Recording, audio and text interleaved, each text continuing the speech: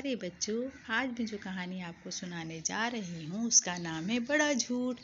एक बादशाह की मुर्गी सोने की थी और रोज एक सोने का अंडा देती थी। उस बादशाह ने ऐलान किया कि उसकी रियाया में जो भी सबसे बड़ा झूठ बोलेगा मुर्गी उसको दे दूंगा।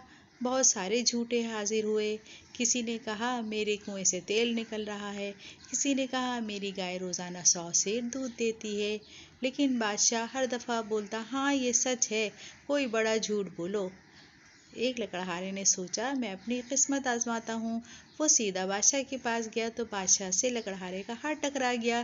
बादशाह गजबनाक हुआ तो लकड़हारे ने कहा वाह भाई वाह, हम दोनों एक बाप के बेटे हैं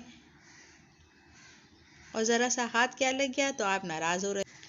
बादशाह गुस्से से बोला ये सब झूठ है। लकड़हारे ने मुस्कुराते हुए कहा अगर झूठ है तो मुर्गी दो और अगर सच है तो आधी हुकूमत।